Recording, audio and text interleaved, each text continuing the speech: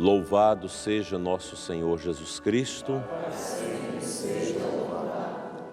Gratidão a Deus pela unidade hoje aqui da vida religiosa consagrada na nossa diocese. Agradecemos ao Padre Romilson por esta benevolência em cuidar desse setor tão importante da nossa vida diocesana. Queremos dar as boas-vindas às irmãs. Como que é o nome do instituto, irmã? Missionárias da Infinita Misericórdia de Deus, cuja casa será aberta hoje na Capela Nossa Senhora de Fátima, da paróquia Santo Expedito, no setor Village. Bem-vindos também o Padre João Francisco, que será o pároco de Flores, e o nosso irmão Frater Natanael. Ainda vai chegar um outro ainda, né? Nós agradecemos imensamente. Obrigado às irmãs de Brasília que estão aqui conosco também. Deus as abençoe ricamente.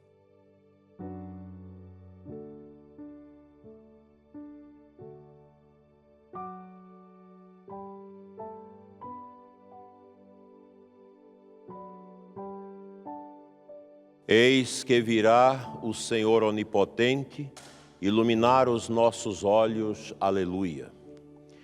Irmãos e irmãs, há 40 dias celebrávamos com alegria o Natal do Senhor. E hoje chegou o dia em que Jesus foi apresentado ao templo por Maria e José. Conformava-se assim à lei do Antigo Testamento, mas na realidade vinha ao encontro do seu povo fiel. Impulsionados pelo Espírito Santo, o velho Simeão e a profetisa Ana foram também ao templo. Iluminados pelo mesmo Espírito, reconheceram o seu Senhor naquela criança e o anunciaram com júbilo. Também nós, reunidos pelo Espírito Santo, vamos nos dirigir à casa de Deus, ao encontro de Cristo. Nós o encontraremos e reconheceremos na fração do pão, enquanto esperamos a sua vinda gloriosa. Oremos. Deus, fonte e origem de toda a luz, que hoje mostrastes ao justo Simeão a luz que ilumina as nações, nós vos pedimos humildemente, santificai estas velas com a vossa bênção e atendei às preces do vosso povo aqui reunido. Fazei que, levando-as nas mãos e em vossa honra, e seguindo o caminho da virtude, cheguemos à luz que não se apaga. Por Cristo nosso Senhor. Amém. Vamos em paz ao encontro do Senhor.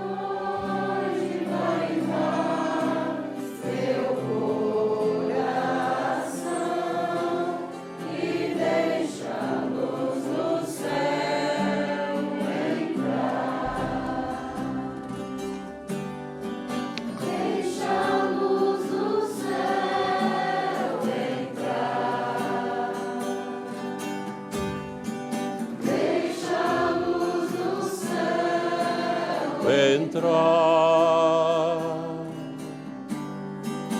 Abre bem as portas do teu coração e deixa a luz do céu entrar. Oremos.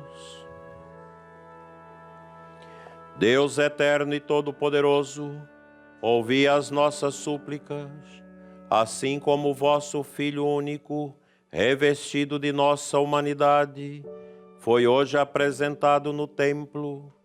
Fazei que nos apresentemos diante de vós, com os corações purificados, por Cristo nosso Senhor. Amém.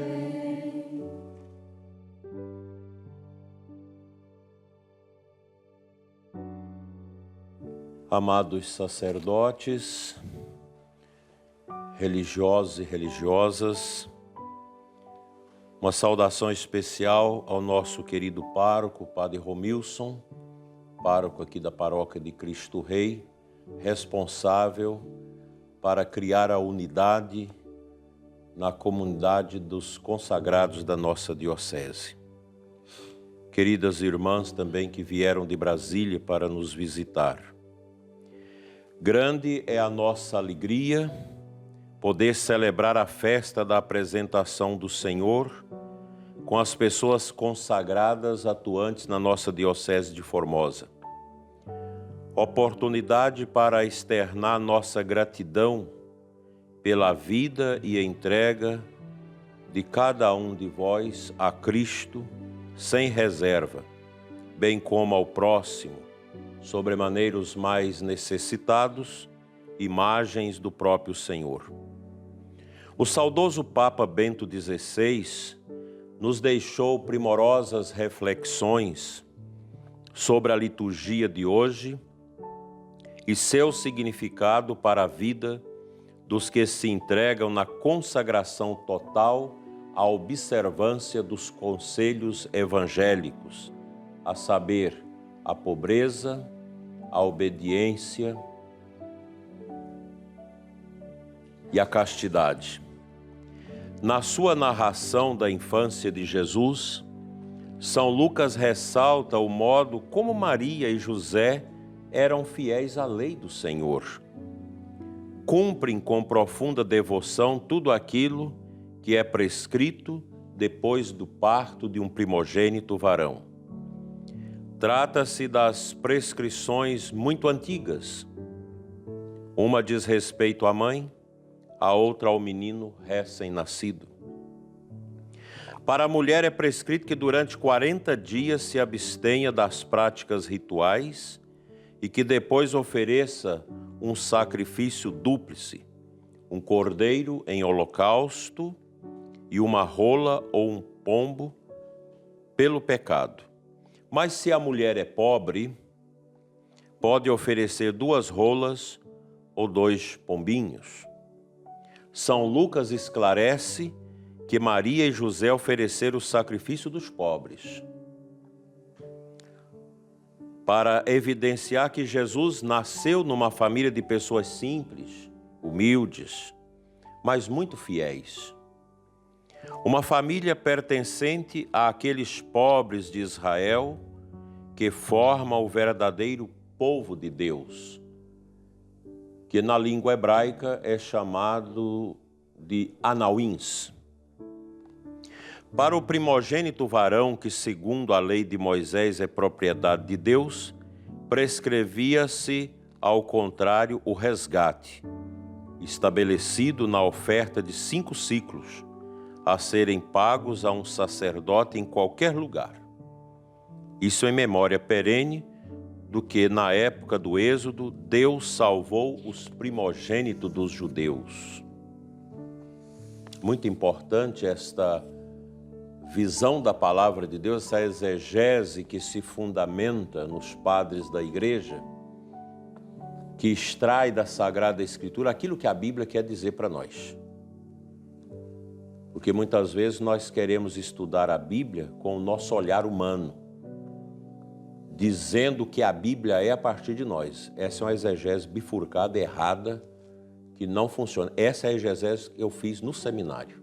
Depois tive que fazer toda ela durante a minha vida de padre para poder explicar a palavra de Deus ao povo como ela é. A melhor fonte da exegese são os padres da igreja. E o Papa Bento trouxe para nós esse novo olhar, esse novo sentir com a palavra de Deus, a partir do rema que a palavra tem a nos dizer. É importante observar que para esses dois gestos, a purificação da mãe e o resgate do menino, não era necessário ir ao templo. No entanto, Maria e José querem cumprir tudo em Jerusalém. E São Lucas mostra como toda esta cena converge para o templo. E, portanto, está centrada em Jesus que entra no templo. E eis que, precisamente através das prescrições da lei, o acontecimento principal se torna outro, ou seja, a apresentação de Jesus no templo de Deus, que significa o gesto de oferecer o Filho do Altíssimo ao Pai que o enviou. Esta narração do evangelista encontra correspondência na palavra da profecia de Malaquias que ouvimos no início da primeira leitura. Vou mandar o meu mensageiro para preparar o meu caminho. Imediatamente virá ao templo o Senhor que buscais, o anjo da aliança que desejais. Ei-lo que vem, ele purificará os filhos de Levi. Eles apresentarão ao Senhor as ofertas segundo a justiça. Claramente aqui não se fala de um menino, e todavia esta palavra encontra cumprimento em Jesus, porque imediatamente, graças à fé dos seus pais, ele foi levado ao templo, e no gesto da sua apresentação ou da sua oferta pessoal a Deus Pai, transparece de maneira clara o tema do sacrifício e do sacerdócio, como no trecho do profeta. O menino Jesus, que é imediatamente apresentado no templo, é o mesmo que, quando se tornar adulto, purificará o templo. E principalmente fará de si mesmo o holocausto e o sumo sacerdote da nova e eterna aliança. Esta é também a perspectiva da carta aos Hebreus, da qual foi proclamada um trecho na segunda leitura, de maneira a fortalecer o tema do novo sacerdócio. Um sacerdócio inaugurado por Jesus, que é existencial. Com efeito, precisamente porque suportou tribulações, ele mesmo está em condições de vir em socorro de quantos se sentem atribulados. E assim encontramos também o tema do sofrimento, muito acentuado no trecho evangélico, onde Simeão pronuncia a sua profecia a respeito do menino e da sua mãe. Eis que este menino está destinado a ser causa de queda e de levantamento para muitos homens em Israel e a ser sinal de contradição. E uma espada transpassará a tua alma.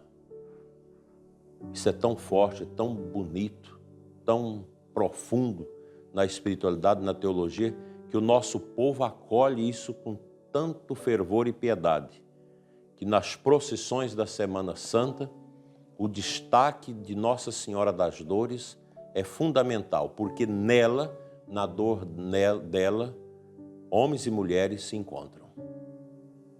Às vezes nós criticamos as procissões da Semana Santa. Porque o povo vai nas procissões, mas não vai na celebração da Páscoa. Primeiro, a falta de catequese, falta de uma consciência litúrgica mais profunda. Mas o povo se identifica com o sofrimento. E aqui é do pobre, o rico, o negro, o branco, todos nós sofremos. Quanto sofrimento nós temos nos nossos dias. A salvação que Jesus traz ao seu povo e que encarna em si mesmo passa pela cruz. Através da morte violenta que ele vencerá e transformará com a oblação da vida por amor. Esta oblação já está totalmente prenunciada no ato da apresentação no templo. Um gesto certamente motivado pelas tradições da antiga aliança, mas intimamente animado pela plenitude da fé e do amor que corresponde à plenitude dos tempos, a presença de Deus e do seu Espírito Santo em Jesus. Com efeito, o Espírito paira sobre toda a cena da apresentação de Jesus no templo, de modo particular sobre a figura de Simeão, mas também de Ana. É o Espírito Paráclito que traz a consolação de Israel e move os passos e o coração daqueles que a esperam.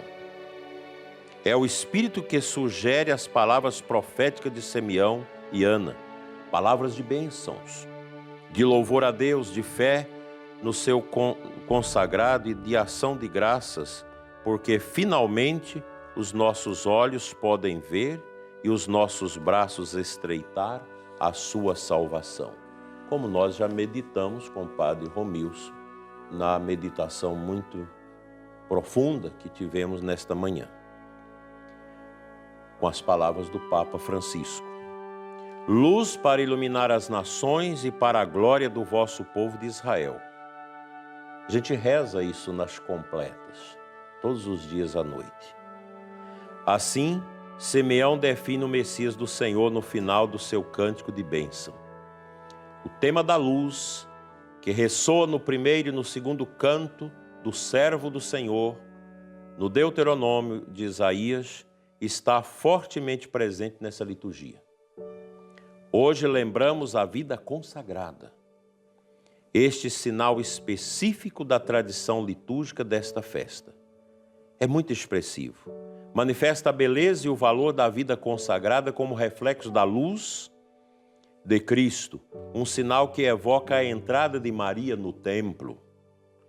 A Virgem Maria, a consagrada por excelência, trazia no colo a própria luz, o Verbo encarnado que veio para dissipar as trevas do mundo com o amor de Deus Pai. Estimados irmãos e irmãs consagrados, todos vós são apresentados hoje neste altar de humildade, de amor e esperança. A cada um de vós, bem como aos vossos institutos, agradeço penhoradamente pelo testemunho e estima por nosso Senhor e empenho missionário na nossa diocese. Na luz de Cristo, com os múltiplos carismas de vida contemplativa e apostólica, vós cooperais para a vida e a missão da Igreja no mundo. Neste espírito de reconhecimento e de comunhão, gostaria de vos dirigir 3 convites, a fim de que possais encontrar cada vez mais sentido para a vivência da vossa consagração. Em primeiro lugar, convido-vos a alimentar uma fé capaz de iluminar a vossa vocação. A fé é o fundamento, a base de tudo na igreja. Nós vivemos, no momento, uma crise de fé. O que é ser padre? O que é ser uma religiosa? O que é ser um ministro, um operário na obra de Deus? Se não pela fé. Sem a fé, nós perdemos o rumo. Por isso, exorto-vos a fazer memória com uma peregrinação interior do primeiro amor, com que o Senhor Jesus aqueceu o vosso coração, não por saudades, mas para alimentar aquela chama. E para isso é necessário permanecer com Ele, no silêncio, na adoração, na direção espiritual, na confissão frequente, na recitação do Santo Rosário, e assim despertar a vontade e a alegria de compartilhar a sua vida, as suas escolhas, a sua obediência de fé, a bem-aventurança dos pobres e a radicalidade do amor. A partir sempre novamente deste encontro de amor convosco, vós deixais tudo para permanecer com Ele e para vos colocardes com Ele ao serviço de Deus e dos irmãos. Exortação Apostólica Vita Consecrata, número 1. Convido-vos em segundo lugar a uma fé que saiba reconhecer a sabedoria da debilidade. Nas alegrias e nas aflições no tempo presente, quando a dureza e o peso da cruz se faz sentir, não tenhais dúvida de que a kenosis de Cristo já é vitória pascal. Precisamente no limite, na debilidade humana, somos chamados a viver a conformação com Cristo numa atenção totalizadora que antecipa, na medida possível do tempo, a perfeição escatológica, final, o nosso encontro com Deus, a nossa ressurreição pessoal. Nas sociedades da eficácia e do sucesso, como já lembrava o padre Romilson, a vossa vida marcada pela menoridade e pela fragilidade dos pequeninos, pela empatia com quantos não têm voz, torna-se um sinal evangélico de contradição, e aqui está a profecia da vida religiosa. Finalmente, convido-vos a renovar a fé que vos faz ser peregrinos rumo ao futuro. Pela sua natureza, a vida consagrada é peregrinação do Espírito, em busca de uma face que ora se manifesta e ora se oculta. Seja este o anseio constante do vosso coração, o critério fundamental que orienta o vosso caminho, tanto nos pequenos passos cotidianos, como nas decisões mais importantes. Não vos unais aos profetas da desventura, do atraso, que proclama o fim ou a insensatez da vida religiosa na igreja dos nossos dias. Esses nós não podemos escutá-los, porque a eles cabe aquela exortação de Jesus, muito bonita, porque eles produzem a voz do estranho. E as boas ovelhas escutam a voz do bom pastor e fogem à voz do estranho. Os que vocifeiram pensamentos contrários à vida religiosa, eles fazem parte do time das trevas a dizer vozes estranhas que não devem entrar num coração ungido. Revesti-vos de Jesus Cristo e muni-vos das armas da luz, como exorta São Paulo, permanecendo acordados e vigilantes. São Cromácio de Aquileia escrevia: o Senhor afaste de nós este perigo, a fim de que nunca nos deixemos sucumbir pelo sono da infidelidade, mas que Ele nos conceda a sua graça e a sua misericórdia, para que possamos velar sempre na fidelidade a Ele. Com efeito, a nossa fidelidade pode velar em Cristo. Caros irmãos e irmãs, a alegria da vida consagrada passa necessariamente através da participação na cruz de Cristo. Foi assim para Maria Santíssima. O seu é o sofrimento do coração, que forma um só ser com o coração do Filho de Deus, trespassado por amor. Daquela ferida jorra a luz de Deus, inclusive dos sofrimentos, dos sacrifícios, do dom de si mesmos, que os consagrados vivem por amor a Deus e ao próximo. Também dali se irradia a mesma luz que evangeliza os povos. Nesta festa, formulo votos de modo particular a vós, consagrados, a fim de que a vossa vida tenha sempre o sabor da parresia evangélica, a liberdade de dizer tudo, para que em vós a boa nova seja vivida, testemunhada e anunciada, e resplandeça como palavra de verdade. Carta Apostólica, Porta Fidei 6. Que a Santíssima Virgem Maria, a Imaculada Conceição, a Senhora das Candeias, do Bom Parto e dos Remédios, interceda por vós, pelos vossos familiares, pelas vocações de cada instituto aqui representado, das congregações presentes, do Mosteiro Observante das Irmãs Redentoristas e do nosso recente eremitério edificado. Que Nossa Senhora cuide de nós com a sua intercessão. Amém.